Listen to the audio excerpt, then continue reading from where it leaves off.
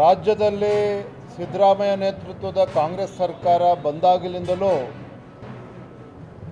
ಈ ವಿಚಾರದಲ್ಲಿ ಯಾವುದೇ ಒಂದು ತೀರ್ಮಾನವನ್ನು ತೆಗೆದುಕೊಳ್ಳೋದಕ್ಕೆ ಆಗದೇ ಗೊಂದಲದಲ್ಲಿರ್ತಕ್ಕಂಥದ್ದು ನಾವು ನೋಡಿದ್ದೇವೆ.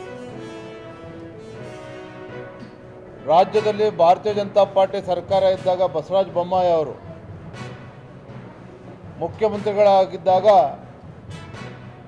ಪರಿಶಿಷ್ಟ ಜಾತಿಗೆ 15% ಇದ್ದದ್ದನ್ನು 17ಕ್ಕೆ ಏರಿಸಿದ್ರು. ಪರಿಶಿಷ್ಟ ಪಂಗಡಕ್ಕೆ 3 ಇದ್ದದ್ದನ್ನು 7% ಕೊಟ್ಟರು. ಆ ಸಂದರ್ಭದಲ್ಲಿ ಇದೇ ಸಿದ್ದರಾಮಯ್ಯನವರು ವಿರೋಧ ಪಕ್ಷದ ನಾಯಕರಾಗಿ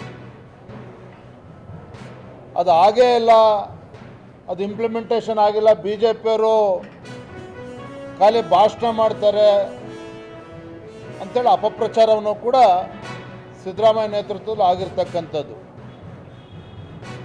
ಇದೇನು ನಾಗಮೋಹನ್ ದಾಸ್